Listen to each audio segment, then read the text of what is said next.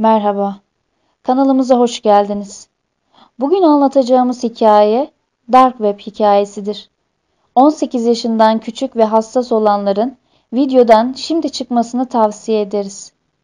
Hikayeye geçmeden önce kanalımıza abone olmayı ve bu tarz hikayelerin devamının gelmesi için videoyu beğenip yorum atmayı unutmayın.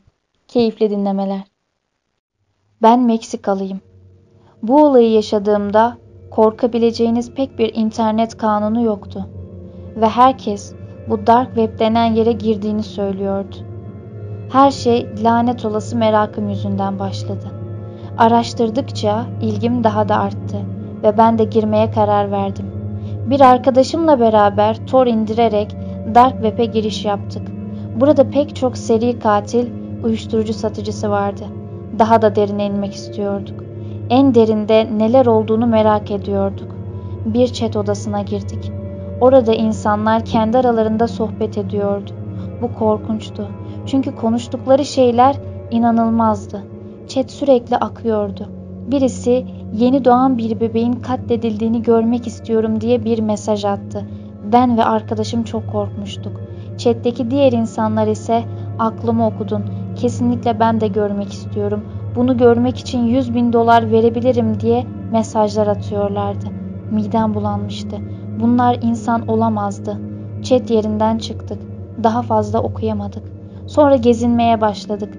Bitcoin alışverişi yapılan başka bir chat odasına girdik. Az önceki chat'in aksine buraya biz de mesaj atmak istedik. Az önce sadece seyirciydik. Şimdi ise onlarla konuşmak istiyorduk. Burada insanlar bir şey için ödeme yapıyorlardı ama ne için olduğunu bilmiyorduk. Sürekli Bitcoin ödemesi yapıldı diye bir bildirim geliyordu. Çok merak ettik ve mesaj atmak istedik. Ben de katılmak istiyorum diye bir mesaj attım. Ardından e-posta ve şifrem ile giriş yapabileceğim bir ekran geldi. Bilgilerimi girdim ve onayladım. Az sonra e-posta adresime bir mesaj geldi. Hemen baktım. Bitcoin yatırmamı istiyordu mesaj. Bitcoin hesabım vardı ama boştu. Alıp yatırmayı düşündük. Arkadaşım ve ben paralarımızı birleştirip Bitcoin satın aldık. Sonra da ödemeyi gerçekleştirdik. Bu parayı ne için ödediğimize dair en ufak bir fikrimiz bile yoktu. Ödemeyi yaptıktan sonra tekrar mesaj geldi. Bir tarih, saat ve adres yazıyordu. Anladığımız kadarıyla o tarih ve saatte o yerde olmamız gerekiyordu. Çok korktuk. Bize bir zarar verebilirler miydi? Elbette bunun bir garantisi yoktu. Vazgeçmeyi düşündük ama ödememizi bile yapmıştık. O tarihi beklemekten başka çaremiz yoktu. Biraz daha gezindik. Diğer şeyler arasında çok sayıda ölü bağlantı vardı. Kiralık katilleri işe almak için birkaç site vardı ve bunlardan biri açıkça bizi gerçekten bulmak istiyorsanız bizimle iletişime geçmenin bir yolunu bulacaksınız diyordu. Kan kırmızısı bir arka plan rengiyle genel olarak biraz korkutucuydu. Pek çok farklı site vardı. Bunlardan birinde iğrenç bilgiler yer alıyordu. Pedofili olmak için 500 neden gibi başlıklar vardı. Ya da bir kadından daha çok lezzet alabilmek için hangi uzuvlarını ne kadar kaynatmanız gerektiği ile ilgili yazılar vardı. Bir insanı canlı canlı kesebilmek ve geç ölmesini sağlayabilmek için maddeler vardı. Sonra tamamen bir insan yemek kitabı okudum. Yazım veya dil bilgisi hatası yoktu. Gerçekti. Kurbanlarınızı nasıl takip edeceğinizden, hangi yaş cinsiyetin tadının daha iyi olduğuna, kanı nasıl toplayıp pişireceğinize, bir insan biftek partisine nasıl ev sahipliği yapacağınıza kadar bir sürü şey yazıyordu. Sonra satış siteleri, insan derisinden cüzdanlar, çantalar, kıyafetler ve inanılmaz pahalıydı. İnsan organları sipariş edebileceğiniz yerler vardı. İnsan ilanları, yaşları 9 ile 20 arasında bir sürü insan ilanı vardı. Altlarında iletişim adresleri yer alıyordu. Nasıl bir dünyada yaşadığımı daha iyi anladım. Gözlerimize inanamıyorduk. O anda chat odasına bir görüntü geldi. Hemen videoyu açtık. Depo gibi bir yer vardı, bomboş. Duvarları yıpranmış, boyaları dökülmüş. Sandalyede oturan, gözleri kapalı ve elleri kelepçeli bir kız vardı.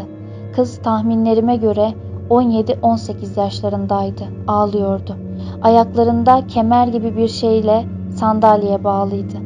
Ağzı bağlanmamıştı. Bir süre hiçbir şey olmadı. Merakla izliyorduk. İçeriye maskeli, uzun, iri yarı bir adam kahkaha atarak girdi. Elinde büyük bir bıçak vardı. Kız adamı gördüğünde çığlıklar atmaya başladı. Ama bu çığlıklar adamı daha da sevindiriyor gibiydi. Elindeki bıçağı kızın yüzünde gezdirdi. Sonra kızın arka tarafına geçti. Bıçağı bıraktı. Kıza "Hazır mısın?" diye gülerek sordu. Kız hala çığlıklar atıyordu. Adam bir çanta getirdi. İçini açıp kameraya doğru gösterdi. O anda ekranda 4 seçenek belirdi. Uyuştur, kes, döv ve yak. Seçenekleri görünce irkildim. Bunlardan birini seçmemiz isteniyordu. Hangi seçeneği seçersek seçelim, sonunda kız ölecekti. O yüzden acı çekmeden ölmesi için uyuştur seçeneğine tıkladım. Heyecanla bekliyorduk. Geri sayım başladı. 3, 2, 1 ve sonuç. Sadece biz uyuştur seçeneğini seçmiştik. Diğerleri kes ve yak demişti. En çok kesilmesi istenmişti. Gözlerimi kapattım.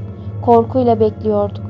Onun için bir şeyler yapmak istedim ama elimden hiçbir şey gelmezdi. Bundan sonra tekrar seçenekler çıktı. Parmaklar, tırnaklar, burun ve kulaklar. Hiçbir seçeneğe basamadım. Ama geri sayım bir türlü başlamıyordu. Bizim de bir seçeneğe basmamız için bekleniyordu. Ekrana uyarı yazısı geldi. "Lütfen birini seç" yazıyordu. Çaresizce gözümü kapatıp birini seçtim. Kulaklara basmıştım. Geri sayım başladı. 3, 2, 1 ve sonuç. Çoğunluk kulakları seçmişti. Daha fazla dayanamayacağım deyip sekmeyi kapatmaya çalıştım. Ama olmadı. Toru kapatmaya çalıştım. Hiçbiri olmadı. Bilgisayarı kapatmak istedim. Mümkün değildi. Defalarca denedim. Kapanmıyordu. Birisi bilgisayarımı kontrol altına almıştı ve benim yaptığım hiçbir şey işe yaramıyordu. Görüntüdeki adam bir bıçak alarak kadının yanına yaklaştı. Kadın çığlıklar atıyordu. Kulağına yavaş yavaş bıçağı sürttü. Bilerek bu kadar yavaş davranıyordu. Çok zevk aldığı belliydi. Bilgisayarı kapatamasam da sesini kapatmayı denedim. En azından çığlıkları kapatmak için. Ama ben sesi kısmak istediğimde ses daha da fazla açıldı. Çığlıklar tüm evi sardı. Arkadaşımla öteki odaya kaçtık. Çığlık sesleri buraya kadar geliyordu. Kulaklarımızı elimizle kapatıp öylece bu işkencenin bitmesini bekledik. Dayanamadım. Tuvalete koşup kustum. Bir süre orada sesin kesilmesini bekledik. Ses kesilince tekrar odaya girdik. Şimdi daha çok korkuyorduk. Biz ne için ödeme yapmıştık ve başımıza ne gelecekti? Vazgeçmeliydik. Arkadaşım da vazgeçmek istiyordu. Gerekirse ödemeyi geri vermesinler ama gitmeyelim dedik. Bana e-posta atan hesaba gelmek istemediğimizi yazdık. Cevap bekliyorduk. 10 dakika geçti, 20 dakika geçti. Hala cevap yoktu. Sonra bir bildirim geldi. Hemen e-postama girdim. Tek bir cümle yazıyordu. Vazgeçmenin bedeli ağırdır. Böyle olunca daha çok korktuk. Polise haber vermeyi bile düşündük. Çok çaresizdik. Ama korktuğumuz için polisi de arayamadık. Bize ya da ailemize bir şey yapabilirlerdi. Birbirimizi sakinleştirmeye çalıştık. O anda telefonuma bir mesaj geldi. Uluslararası bir numaraydı ve vazgeçmenin bedeli ağırdır yazıyordu. Bir anda numarama kadar ulaşmışlardı. Korkudan ölmüş gibi hissediyordum. Az sonra farklı bir uluslararası numaradan mesaj geldi. Bu mesaj benim tüm bilgilerimi içeriyordu. Konumum, adresim dahil. Tüm bilgilerimi bana tehdit eder gibi yollamışlardı.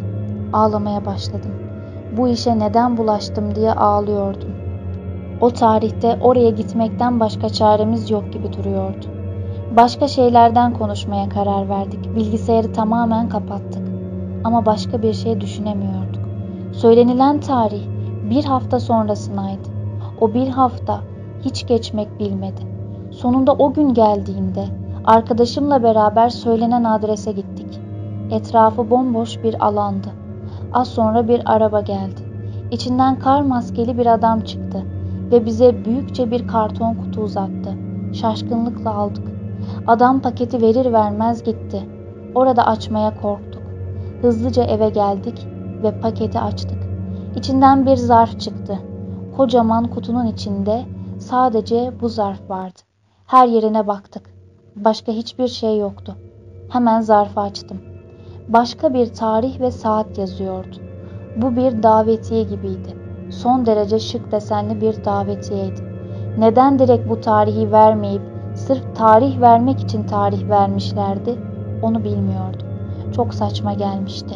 Bu tarih de önümüzdeki haftayı gösteriyordu. Bir hafta daha korkuyla bekledik. Bu sürede ne işimi, ne ailemi, hiçbir şeyi düşünemiyordum. Deli gibi korku hissi vardı sadece. Zaman geldiğinde yine arkadaşımla verdikleri adrese gittik. 10 dakika önce orada olmuştuk.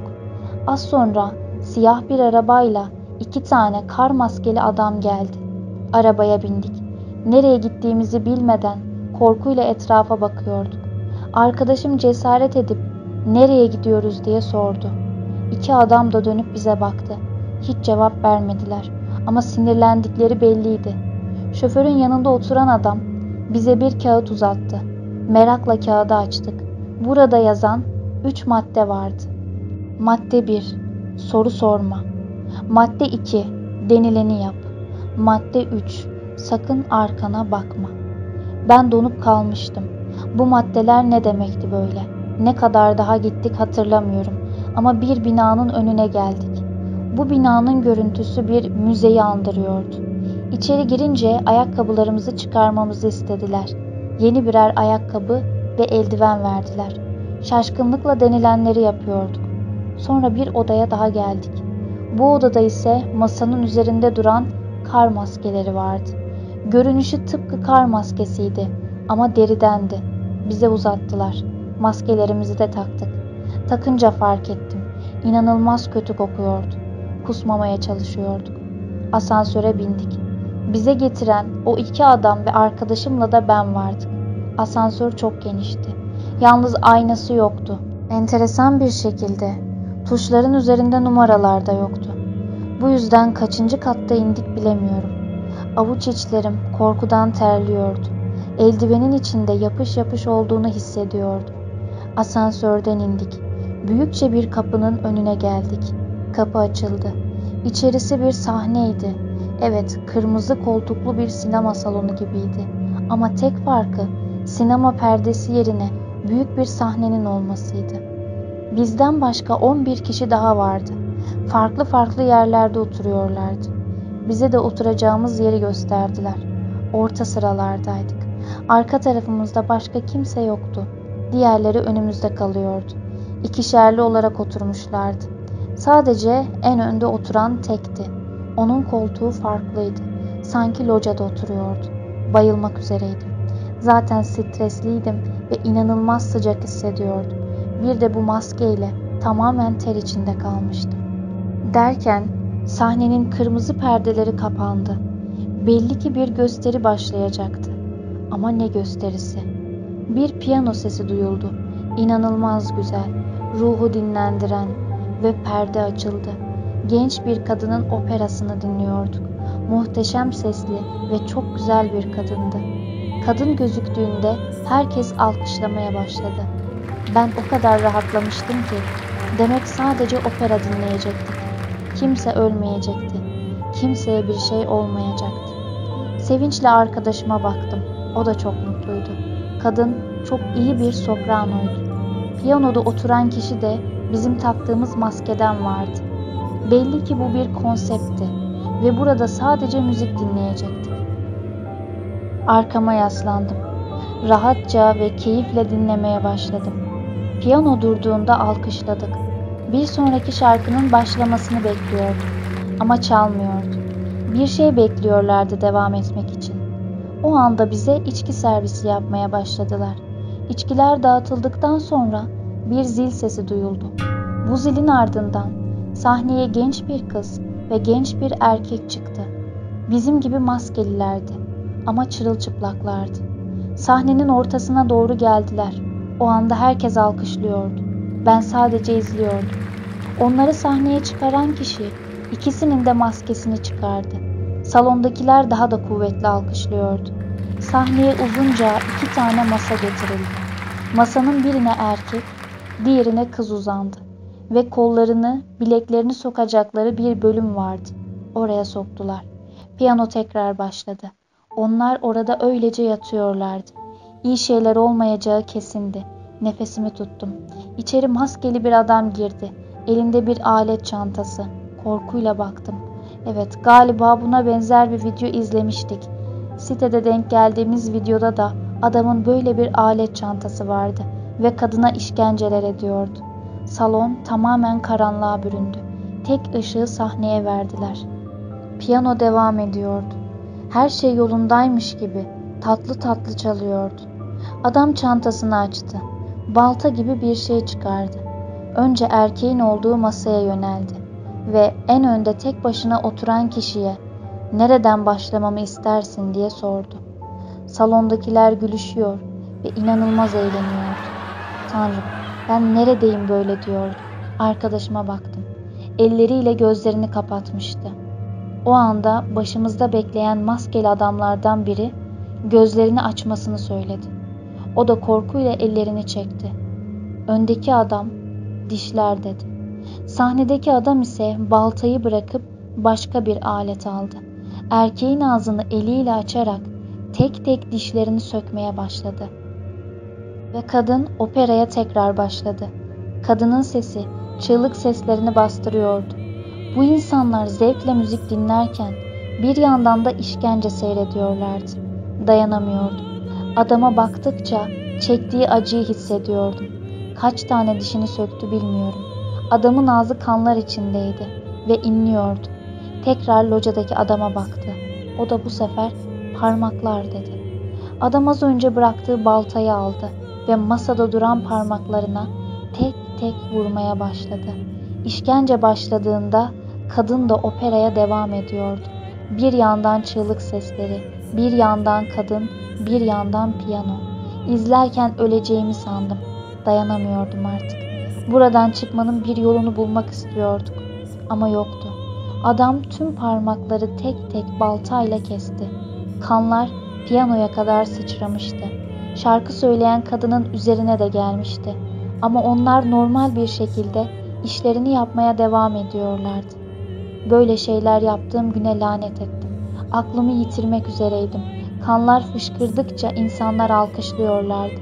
Adam kopan parmaklardan birini alıp kızın yanına gitti ve onu ağzına sokmaya başladı. Dayanamayıp yere kustum. Kendimi kontrol edemiyordum. Tüm vücudum titremeye başladı. Arkadaşım da kustu. Kız ağzını açmak istemedikçe adam kıza vuruyordu ve sinirle bağırıyordu. En sonunda kızın ağzına soktu parmağı. Masada yatan erkek bayılmıştı. Sahnedeki adam bayıldığını fark edince gösterisine kız ile devam etmek istedi. Locadaki kişiye sordu. Adam "Gözler" dedi. Kız inanılmaz çığlıklar atıyordu. Şarkı bir taraftan devam ediyordu. Adam çantasını açtı. İçinden büyük bir iğneye benzer bir şey çıkardı. Ne olacağını tahmin ettiğimden gözlerimi kapattım. Kar maskesinin göz kısmını iyice yukarı doğru çekip gözlerimi kapatmayı başardım. Çünkü anlaşılmaması gerekiyordu. Artık sadece çığlıkları ve müziği duyuyordum. Ama bir süre sonra maske tekrar indi gözümden. Bu sefer gördüğüm şey daha da korkunçtu. Sahnedeki adam eline çekiç almıştı ve kızın yüzüne doğru vuruyordu. Suratı paramparça haldeydi.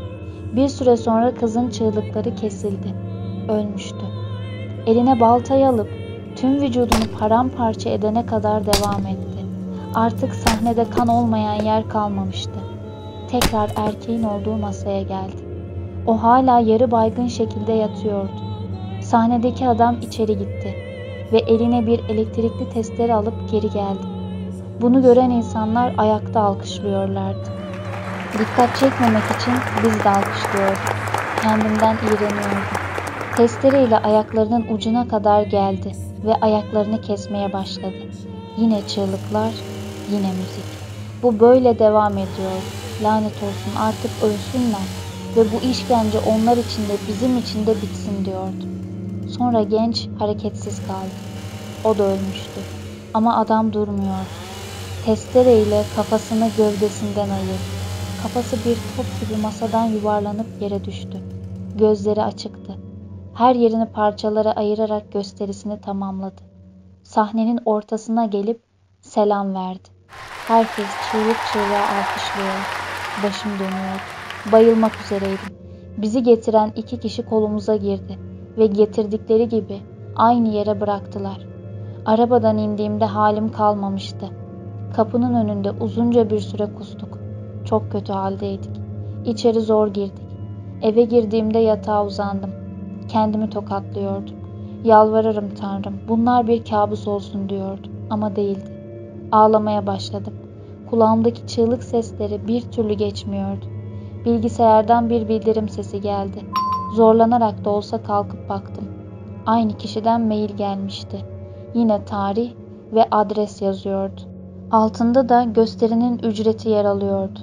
Bilgisayarı kaldırıp camdan fırlattım. Çok uzun süre kabuslar gördüm. İzlediklerimin her saniyesi aklımdaydı ve asla unutamıyordum. Evden bir süre çıkamadım.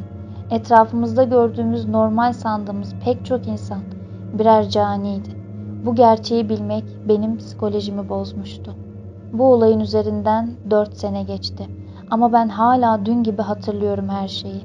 Ve her hatırladığımda tuvalette kusarken buluyorum kendimi. Yaşadığım en büyük acı tecrübe buydu benim için. Defalarca her şeyi unutmayı denesem de yapamadım. Ve insanlardan nefret eder bir hale geldim. Polise haber vermek de istedim.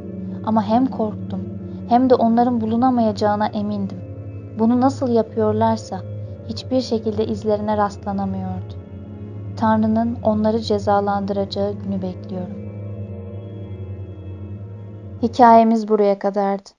Bir sonraki hikayelerde buluşuncaya dek hoşça kalın.